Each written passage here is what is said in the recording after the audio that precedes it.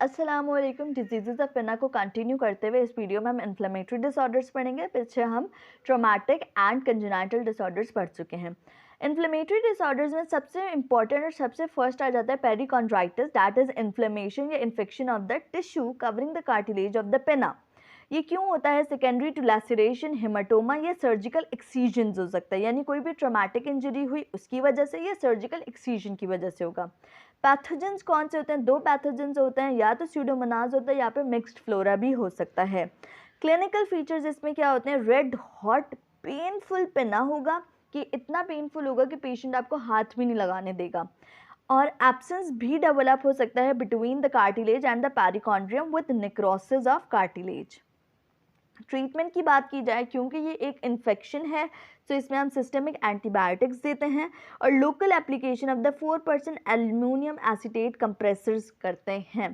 So this is the treatment of the perichondritis. Second condition is relapsing polychondritis. ये एक rare auto immune disorder है जो कि cartilage of the air पर होता है। क्लिनिकल फीचर्स क्या होता है कि एयर ऑरिकल जो होता है वो इन्फ्लेम्ड होगा, टेंडर होगा, और जो एयर कैनाल होगी ना वो स्टेनोटिक हो जाएगी इस कंडीशन में। इसकी ट्रीटमेंट में हम हाई डोज सिस्टमिक स्टेरॉइड्स देते हैं। क्यों स्टेरॉइड्स दे रहे होते हैं? क्योंकि स्टेरॉइड्स का एक एक्शन होता है इम्यूनो सप्रेशन। सो ये ऑटो इम्यून डिसऑर्डर है, तो उसको सप्रेस करने के लिए इस डिजीज़ को हम क्या देते हैं? Immunosuppression that are systemic steroids. Next condition होती है इन्फ्लेमेटरी डिसऑर्डर्स में कॉन्ड्रोडर्मेटाइटिस नोड्यूलारिस क्रोनिका हेलिकस। नोड्यूलारिस से ही हमें समझ आ गया, इसमें क्या होगा? पेनफुल नोड्यूल्स होंगे at free border of helix. ये मोस्ट कॉमनली मेंस में होता है अबव द एज ऑफ 50। जो नोड्यूल्स होंगे ये टेंडर होंगे, और पेशेंट जो है ना वो उस साइड पे, लाइक अगर किसी का राइट साइड पे हेलिक्स पे नोड्यूल निकला हुआ है, सो वो राइट साइड पे पेशेंट सो नहीं पाएगा, इतना पेनफुल होगा और टेंडर होगा नोड्यूल। और इसमें हम ट्रीटमेंट क्या देते हैं? एक्सीजन ऑफ द नोड्यूल करते हैं। अब बात करते हैं ट्यूमर्स ऑफ पिना की। सो इम्पॉर्टेंट बात यह है कि जितने भी एयर के कार्सिनोमा होते हैं उसमें से 85% जो होते हैं वो पिना पर ही हो रहे होते हैं। तो पिना के ट्यूमर्स इतने इंपॉर्टेंट हैं क्योंकि ये most common tumours of air हैं। सबसे पहले बात करते हैं बिनाइन ट्यूमर्स की, और उसके बाद हम मेलिग्नेंट ट्यूमर्स कवर करेंगे। अच्छा, बिनाइन ट्यूमर्स में एक बात याद रखिएगा, जितने भी बिनाइन ट्यूमर्स हैं ना उन सब की जो ट्रीटमेंट होती है वो सर्जिकल एक्सीजन होती है। सबसे पहले बात करते हैं पेरी ऑरिक्यूलर साइनस या सिस्ट की। सो ये फॉल्टी यूनियन होता है of the second and first brachial arches during the development. अब प्रेजेंट कैसे करता है? कि स्मॉल सिस्ट होगी in front of crust of helix, और ये मैंने पहले भी आपको कंजेनाइटल में बताया है कि ये एपिथेलियल ट्रैक्ट होता है जिसकी ब्रांचेस होती हैं। अगर कोई भी ब्रांच हमारे पास ब्लॉक्ड हो जाती है तो रिटेंशन सिस्ट बन जाती है, एब्सेस भी बन सकता है, और उसके लिए हमें सर्जिकल एक्सीजन करना बहुत ज़रूरी है। सेबेशियस सिस्ट की बात की जाए तो ये होता है पोस्ट ऑरिक्यूलर सल्कस में below and behind the lobule. इसमें भी हमें एक्सीजन करना होता है, इस सिस्ट को हमें एक्साइज करके ड्रेन करना होता है क्योंकि इसमें भी एब्सेस एक्यूमुलेट होता है। Then we have dermoid cyst. ये राउंडेड मास की तरह प्रेजेंट करती है over the upper part of the mastoid behind the pinna. Keloid में आपको पहले भी बता चुकी हूँ कि स्कारिंग होती है, एक्सेसिव स्कारिंग होती है आफ्टर ट्रॉमा, जो कि पियर्सिंग ऑफ द एयर होता है। ये अपीयर कैसे करता है? पेडंक्यूलेटेड ट्यूमर की तरह। सर्जिकल एक्सीजन की जाती है और स्टेरॉइडल इंजेक्शन दिया जाता है एट द सर्जिकल साइट। और कौन सा स्टेरॉइड होता है? ट्राइएमिसिनोलोन। हेमेंजियोमास की बात की जाए तो कंजेनाइटल ट्यूमर्स होते हैं ये इन चाइल्डहुड। दो तरह के होते हैं, capillary haemangioma and the cavernous haemangioma. Capillary का एक और नाम होता है पोर्ट वाइन स्टेन, और कैवर्नस का होता है स्ट्रॉबेरी ट्यूमर। जो कैपिलरी ट्यूमर होता है ना, जो मास है इसमें वो कैपिलरी साइज्ड ब्लड वेसल जितना होता है, और ये स्पॉन्टेनियसली रिग्रेस नहीं करते। जबकि कैवर्नस हेमेंजियोमास में क्या होता है? एंडोथेलियल लाइन स्पेसेस होती हैं, ये फिल्ड विद ब्लड, ठीक है। एंडोथेलियल सेल्स होते हैं इसमें, इन स्पेसेस को लाइन कर रहे होते हैं और ब्लड से भरे हुए होते हैं ये।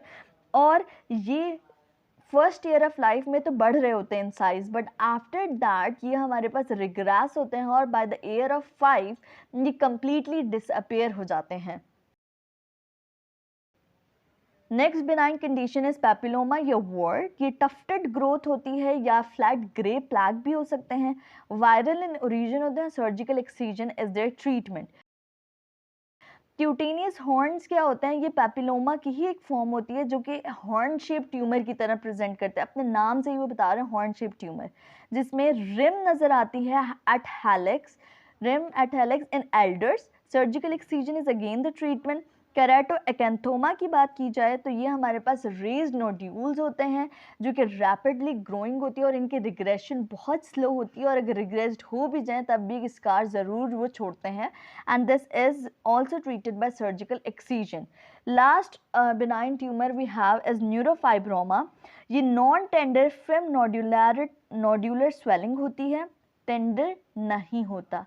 इसकी एसोसिएशन होती है with the von Recklinghausen's disease, जिसका दूसरा नाम न्यूरोफाइब्रोमाटोसिस 1 होता है। सो इसकी एसोसिएशन किसके साथ है, न्यूरोफाइब्रोमाटोसिस 1 के साथ। ये जेनेटिक म्यूटेटेड डिजीज़ होती है जिसमें नॉन टेंडर नोड्यूलर स्वेलिंग मिलती है हमें, and again the treatment is surgical excision. अब मैलिग्नेंट ट्यूमर्स पर हम अगर बात करें तो मैलिग्नेंट ट्यूमर्स में मोस्ट इंपॉर्टेंट ट्यूमर जो है ना वो बेजल सेल कार्सिनोमा है, जो कि ऑस्पी में भी आता है, उसको मैं इन डिटेल पढ़ाऊंगी वीडियो में, तो ध्यान से देखिएगा और पढ़िएगा। सबसे पहले बात करते हैं स्क्वामस सेल कार्सिनोमा की। So these are painless nodule और ulcers with raised everted edges and indurated base.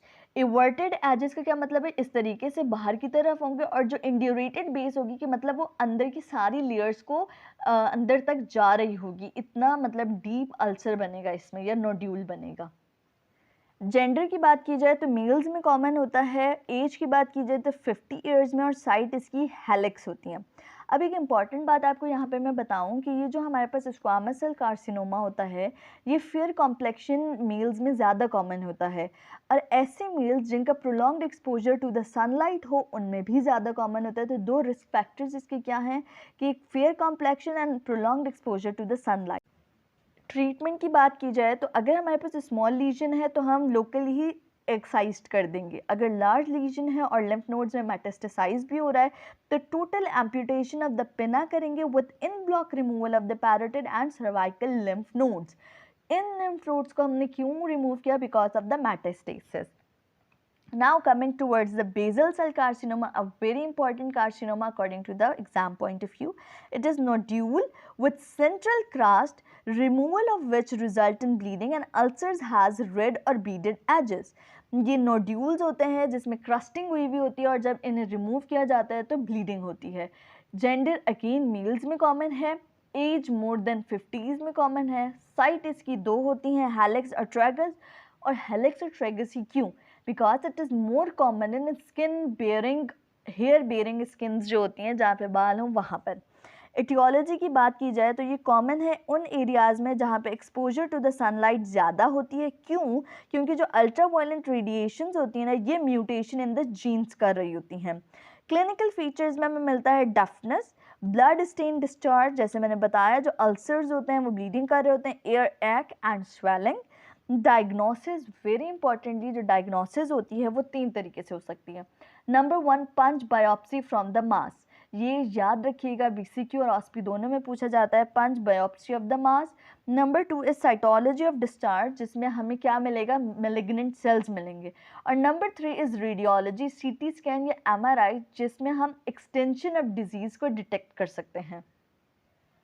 Next treatment क्या होता है, अगर ये सुपरफिशियल है हमारे पास कार्सिनोमा तो हम रेडियोथेरेपी करते हैं, अगर डीप हो गया है और कार्टिलेज भी इन्वॉल्व कर रहा है तब हम सर्जिकल एक्सीजन्स करेंगे। Last malignant tumour of the pinna is melanoma. Melanoma की साइट क्या होती है, anywhere in the over the auricle, common होता है मैन में, फेयर कॉम्प्लेक्शन या increase exposure to the sun. Treatment क्या होती है, अगर सुपरफिशियल है लेस देन 1 सेंटीमीटर है तो वेज रिसेक्शन, और अगर सुपरफिशियल है मोर देन 1 सेंटीमीटर या इन्फिल्ट्रेटिव है तो हम रिसेक्शन ऑफ द पिना करेंगे, पैरोटिडेक्टमी करेंगे और रेडियल नेक डिसेक्शन करेंगे। सो अभी तक हमने 3 मैलिग्नेंट ट्यूमर्स पढ़े हैं जिनका मेन जो एटियोलॉजिकल फैक्टर्स हैं वो क्या है, मैन, एज अराउंड 50s या more than 50s, fair complexion and more exposure to the sun, और सब की डिफरेंट ट्रीटमेंट्स मैंने आपको इन डिटेल बता दी हैं। तो यहाँ तक हमने डिजीजेज ऑफ पिना कंप्लीट कर ली।